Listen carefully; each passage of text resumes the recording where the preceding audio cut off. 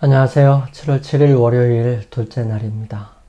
오늘은 여호와의 사자 함께 살펴보겠습니다. 함께하고 있는 저는 포트리 교회를 섬기는 김현수입니다.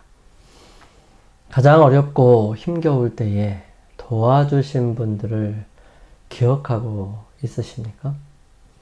무엇을 어떻게 해야 할지 몰라 고민할 때에 가르쳐주고 깨달을 수 있도록 해주신 분들이 주위에 있으신가요? 만약에 기억이 나신다면 그분들에게 어떻게 하고 싶은지 생각해 볼 수 있었으면 좋겠습니다. 우리 오늘 함께 여호와의 사자 함께 살펴보면서 우리에게 역사하시는 하나님의 모습들 함께 보시기를 원합니다. 먼저 기도드리고 시작하겠습니다. 저희들을 사랑하시는 아버지 하나님, 저희들의 삶 속에 늘 함께 하시고 은혜와 사랑으로 붙들어 주심을 인하여 감사를 드립니다. 아버지 하나님, 주님께서는 저희들이 얼마나 연약하고 부족한지를 잘 아십니다. 그렇게 저희들 주님께 의지하고 내려놓사오니 주님 저희들을 불쌍히 여기셔서 붙드시고 인도하시며 깨우치시고 역사하여 주시옵소서. 필요할 때마다 주님의 제자들과 주님의 백성들을 보내주셔서 저희들로 하여금 은혜를 누리게 하여 주시고 하늘로부터 오는 축복과 은혜들을 경험할 수 있도록 인도하여 주시옵소서. 그러므로 험하고 거친 세상에서 주님을 인하여 희망을 가지며 은혜로 앞으로 전진해 나갈 수 있는 용기를 가지게 하여 주시옵소서. 주님, 오늘도 어둠 속에서 방황과 고민 속에 힘겨움과 불안 속에서 주님 앞에 기도드리는 주님의 사랑하는 자녀들의 기도를 들어주시고 붙들어 주셔서 용기 잃지 않도록 인도하여 주시고 주님을 향한 간절한 마음만큼 주님 역사하셔서 그들에게 필요와 은혜와 능력과 긍휼을 베풀어 주시옵기를 간절히 기도드립니다. 시작하는 시간입니다. 마치는 시간까지 주님께서 저희들과 함께 하옵시기를 예수님의 이름으로 기도드립니다. 아멘. 우리가 함께 기억해야 할 성경 말씀 함께 살펴보겠습니다. 기억절이에요. 여호와께서 이르시되 내가 애굽에 있는 내 백성의 고통을 분명히 보고 그들이 그들의 감독자로 말미암아 부르짖음을 듣고 그 근심을 알고 내가 내려가서 그들을 애굽인의 손에서 건져내고 그들을 그 땅에서 인도하여 아름답고 광대한 땅, 젖과 꿀이 흐르는 땅에 데려가려 하노라. 출애굽기 3장 7절 8절 말씀입니다. 여기에 내용에 보면 내가 내려가서 그들을 애굽인의 손에서 건져내고 라고 하는 말씀이 있습니다.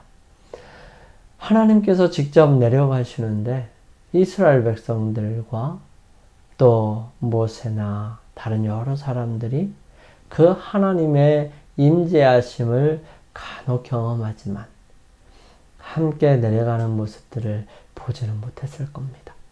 하지만 하나님께서는 직접 본인이 내려가시겠다고 말씀하십니다. 여러분, 우리의 삶에 늘 역사하시는 분이 그분이십니다. 그분은 늘 언제나 우리와 함께하고 계세요. 우리가 알든 알지 못하든 말이죠. 우리 좀 더 구체적으로 살펴보도록 하겠습니다. 여호와의 사자, 우리 흠정역에는 주의 사자라고 주의 천사라고 번역하기도 합니다. 여호와의 사자는 떨기나무 가운데 불꽃 가운데서 모세에게 나타났습니다. 떨기나무 가운데서 모세에게 말씀하신 분은 바로 주 예수님이셨습니다. 주의 천사라는 칭호가 항상 예수 그리스도를 가리키는 것은 아니에요. 천사라는 용어 자체는 단순히 사자, 즉 보냄을 받은 사람, 히브리어로 말라크를 의미합니다. 의미합니다. 이 사자를 인간으로 해석할지 신적 존재로 해석할지는 항상 문맥을 따라 해야 합니다. 여호와의 사자가 신적인 존재를 가리키는 경우가 성경에 여러 곳에 등장합니다. 아브라함이 이삭을 바치라는 말씀에 순종하여 칼을 들었을 때에 여호와의 사자가 하늘로부터 그를 불러 이르시되 라고 기록합니다. 부조와 선지자에서는 하나님의 천사가 하늘에서 그를 부른다 라고 표현합니다. 여호와께서 이르시기를 내가 나를 가리켜 맹세하노니 내가 이같이 행하여 내 아들 내 독자를 아끼지 아니하였은즉 내가 내게 큰 복을 주고 내 씨로 크게 성하여 하늘의 별과 같고 바다의 모래와 같게 하리니 내 씨가 그 대적의 문을 얻으리라. 또 내 씨로 말미암아 천하 만민이 복을 얻으리니 이는 내가 나의 말을 준행하였음이라고 말씀하십니다. 야곱이 에서 만나기를 두려워하지 않았더라면 오래전에 그의 교활한 친척을 떠났을 것입니다. 이제 그는 라반의 아들들이 자신의 재산을 그들의 소유인 것처럼 넘겨다 보고 폭력으로라도 그것을 빼앗을지도 모르는 위험을 느끼게 됩니다. 야곱은 큰 당혹감과 난국에 처하여 어느 길로 가야 할지 알지 못했어요. 그러나 은혜스러운 베델의 약속을 생각하고 그는 자신의 사정을 하나님께 아뢰입니다. 하나님의 지시를 구했을 때 꿈속에서 그는 기도의 응답을 받습니다. 창세기 31장 3절 말씀은 이렇게 기록해요. 여호와께서 야곱에게 이르시되 내 조상의 땅 내 족속에게로 돌아가라. 내가 너와 함께 있으리라 하신지라. 꿈속에서 아무리 좋은 모습으로 나타나고 영광스러운 모습으로 나타난다 할지라도 그 존재가 여호와이신지 아니신지는 어떻게 알 수 있을까요? 하나님께서는 항상 그것을 이해할 수 있는 말씀들을 주십니다. 그 중에 하나가 뭐냐면 내가 너와 함께 있으리라 라고 하는 것입니다. 꿈속에 만나고 말씀하신 여호와 하나님이시기는 하지만 야곱에게 말씀하시는 분이셨고요. 그분은 야곱의 귀향길에 큰 능력과 힘으로 함께 하셔서 도우십니다.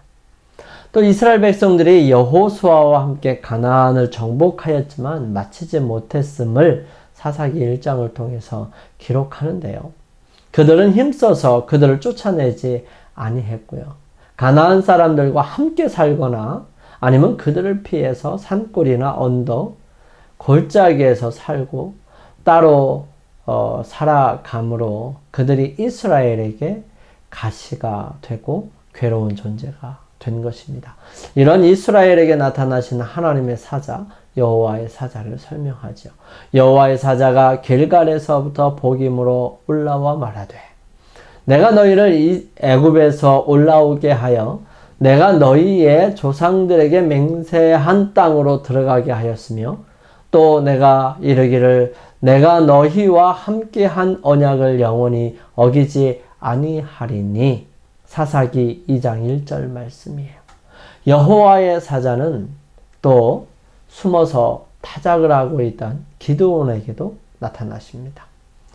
기드온을 통해 놀라운 역사를 이루실 여호와께서 기드온에게 나타나셔서 직접 말씀하시고 그의 궁금증을 풀어주시오. 만약에 하나님께서 살아계시다면 왜 이스라엘 백성들이 이렇게 고난을 당하고 고통 속에서 살아갈까? 기드온은 지금 자기에게 말한 그 분이 과연 과거에 이스라엘을 위하여 역사한 언약의 천사인지 표징을 얻고자 갈망했어요.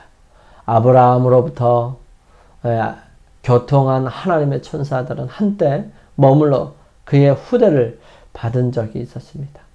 기드온도 이제 하나님의 사자를 그의 손님으로 머물도록 간청합니다.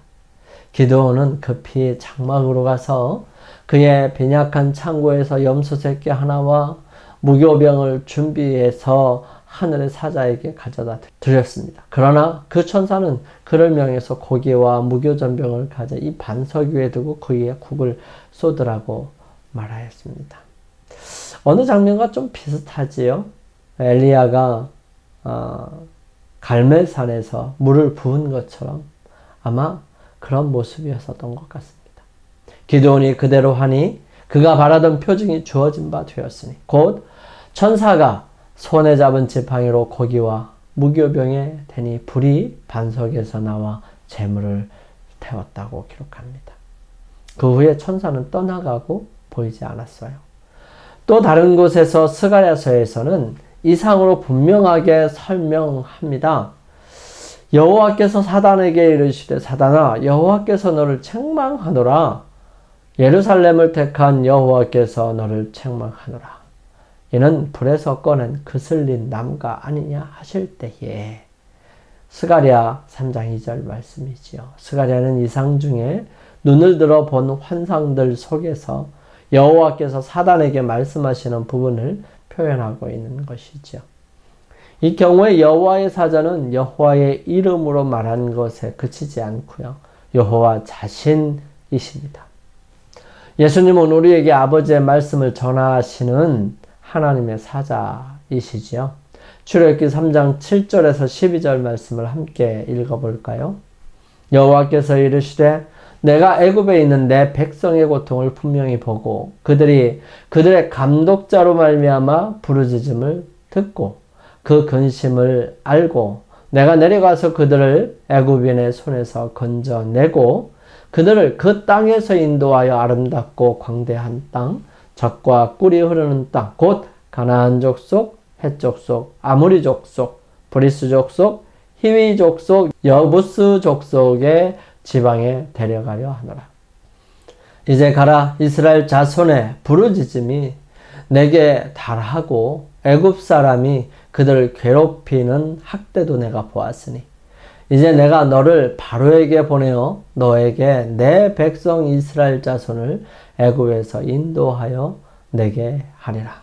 모세가 하나님께 아뢰되 내가 누구이기에 바로에게 가며 이스라엘 자손을 애굽에서 인도하여 내리이까. 하나님이 이르시되 내가 반드시 너와 함께 있으리라. 내가 그 백성을 애굽에서 인도하여 낸 후에 너희가 이 산에서 하나님을 섬기리니 이것이 내가 너를 보낸 증거니라.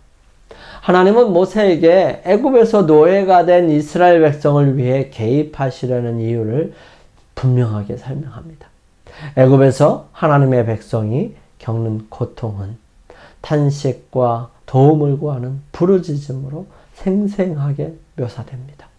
하나님은 그들의 외침을 들으시고 그들을 기억하셨습니다. 그분은 그들을 내 백성이라고 부르셨어요. 시내산에서 언약이 비준되기 전부터 그들은 이미 하나님의 백성이었고요. 하나님께서는 그들이 순종하기만 한다면 그들의 조상들에게 약속하신 대로 가나안 땅에서 거하며 번성하게 해 주실 것이었습니다. 하나님은 모세에게 특정한 일을 위해 그를 바로에게 보내겠다고 말씀하셨어요. 이제 가라. 내가 너를 바로에게 보내어 너에게 내 백성 이스라엘 자손을 애굽에서 인도하여 내게 하리라. 여기서도 하나님은 그들을 내 백성이라고 부르십니다. 하나님께서 당신의 종에게 맡기신 사명은 얼마나 막중했습니까? 이에 모세는 내가 누구이기에 라며 되묻습니다. 앞으로 일어날 일의 중요성과 그 모든 가운데 자신이 감당해야 할 일을 파악한 모세는 왜 자신과 같은 사람이 선택되었는지 의아해야 합니다. 여기서 우리는 일찍이 그의 성품과 겸손 그리고 자신이 부름을 받은 일에 부족함을 느끼는 그의 모습을 볼 수 있습니다. 제가 참 좋아하는 말씀이고 이렇게 살기를 바랍니다. 사람이 하나님께서 자기에게 맡겨주시는 책임들을 수락하고 그것을 올바로 감당할 자질을 갖추기 위하여 전력을 다하여 노력한다면 그는 힘과 능력을 얻을 것이다. 아무리 지위가 낮고 능력이 적은 사람일지라도 하나님의 능력을 신뢰하고 성실하게 그분의 사업을 수행하려 한다면 그는 참으로 위대한 사람이 될 것이다. 부조와 선지자 255페이지에 있는 말씀이에요. 모세가 자신의 능력과 지혜를 의지하고 열렬히 그 큰 의무를 수행했더라면 그는 자신이 그 사업을 맡기에는 전혀 부적당한 사람임을 나타냈을 것입니다. 사람이 자신의 연약함을 느낀다는 것은 적어도 그는 자기에게 맡겨진 사업의 중대성을 깨닫고 있다는 것과 하나님을 그의 의논 상대와 능력으로 삼으려 한다는 증거입니다. 영감의 교훈입니다. 겸손과 존경으로 우리는 확신을 가지고 그분 앞에 나아갈 수 있지만 그분이 마치 우리와 같은 수준에 계시는 것처럼 주제넘고 뻔뻔스러운 태도로 나가서는 안 된다. 가까이 하지 못할 빛에 거하시는 위대하고 전능하시며 거룩하신 하나님께 사람이나 그보다 못한 사람에게 하듯이 함부로 말하는 사람들이 있다. 지상의 통치자의 아련실에서도 감히 하지 못할 행동을 하나님 집에서 하는 이들이 있다. 이런 사람은 천사들이 그 앞에서 얼굴을 가리는 분 앞에 있다는 것을 기억해야 한다. 부조와 선지자 252페이지에 있는 말씀이에요. 우리 함께 기도드리겠습니다. 사랑의 아버지 하나님, 제가 주님을 부르기 전에 주님께서 먼저 저를 불러주시고 인도하셨음을 감사합니다. 우리를 부르시는 하나님의 음성을 들을 수 있도록 제 귀를 열어주시고 내 백성이라고 부르시는 하나님의 사랑에 겸손한 마음으로 순종하며 따르게 하옵소서. 저희들을 사랑하시는 예수님의 이름으로 감사하며 기도드립니다. 아멘. 자, 오늘 하루를 주님 안에서 승리하시기 위하여 주님께 개인적으로 나아가는 시간을 갖겠습니다. 하나님께서 오늘 하루를 축복하셔서 주님의 귀한 능력과 은혜 속에 살아가게 되시기를 간절히 소망합니다. 저는 내일 아침 이 시간 다시 찾아뵙겠습니다. 감사합니다.